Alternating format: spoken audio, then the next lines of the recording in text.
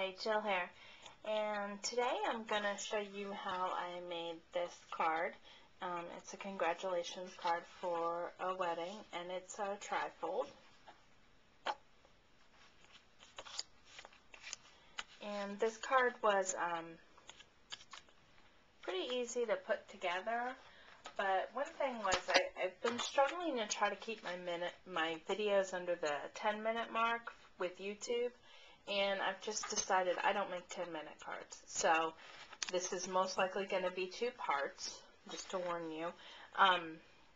But I think it's worth it to get in all the details. So this card itself, it starts out actually pretty simple. It's I pre-purchased them like this through K & Company. Not sure when I even bought these. I've had them hanging out a really long time. And I decided to start, going through my older supplies so that I can start using some of this stuff up. Because I'm always getting new stuff, as most of us are, but I've got to use up some of the old stuff too. Okay, so we'll start with the card itself, and like I said, it is a trifold card.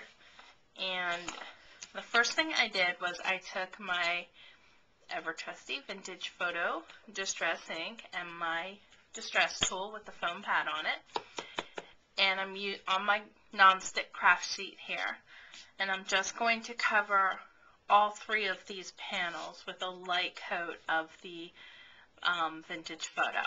So just start off of your pad and then come into the card. That way you're avoiding getting lots of marks. Don't want, like a big rectangle from the shape of the foam on there. And when I work on the nonstick craft sheet, I find that it really gives it that nice movement that I'm looking for to be able to go ahead and lay down that consistent color.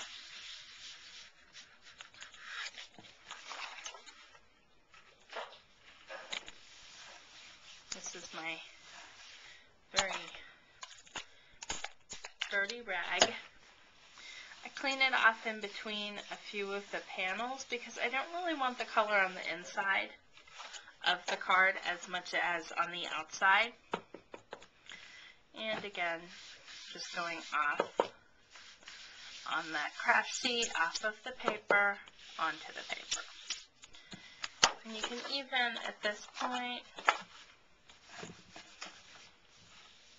sorry for the movement there, close up the card, and that way you have less distance to work with when you're covering that entire back piece. It can be a bit overwhelming to get that whole thing covered. And the thing I like about these inks, other than, just everything about them, is that they go on a little bit darker and then dry a little bit lighter. I think most inks do that, but I really like that as a feature of these because these inks are so nice and juicy.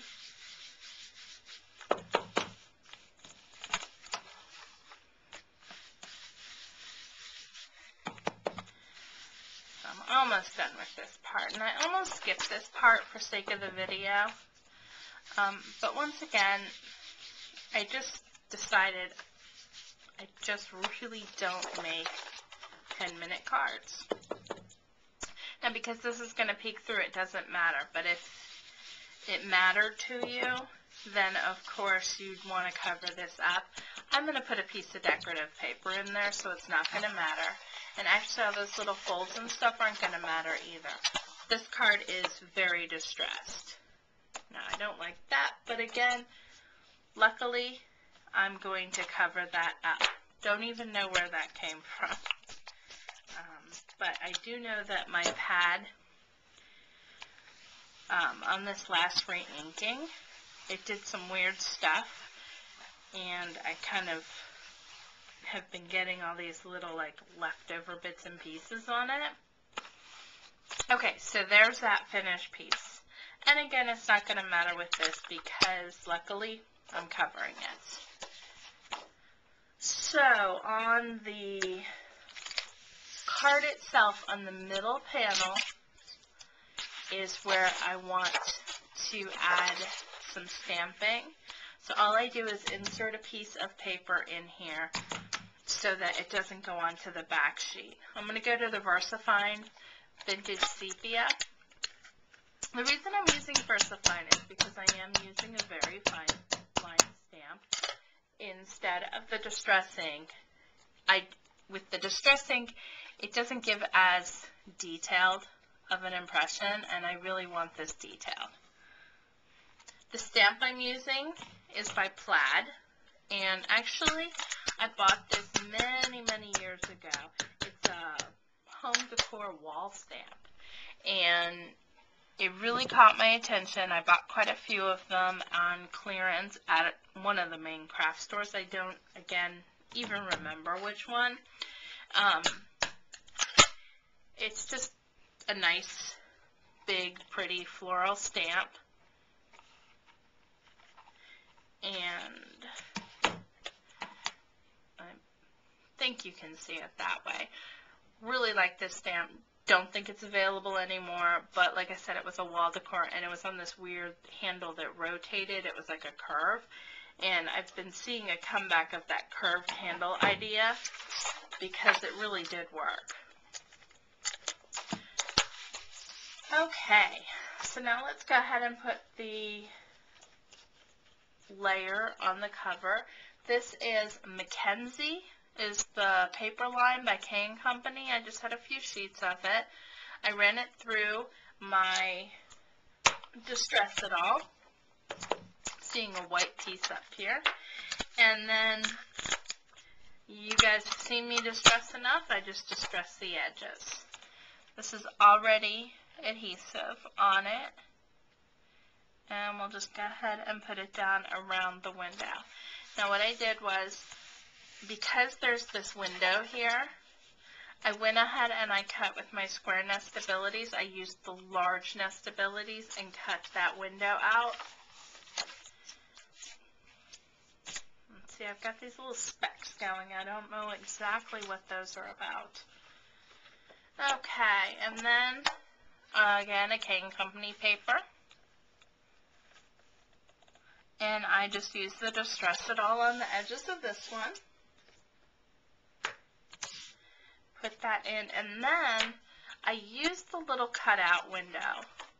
And all I do is hold it up to the light, and I know you can't see this part, to fit it where it needs to go, and then I shut the card.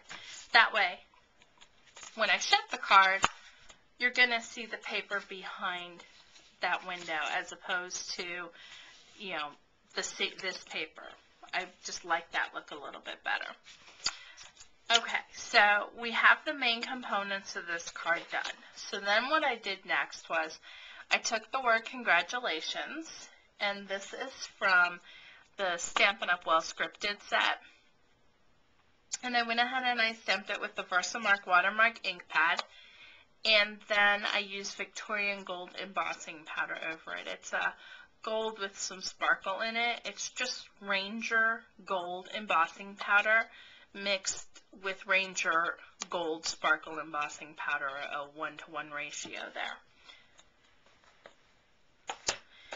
And then I just aged it again with my vintage photo.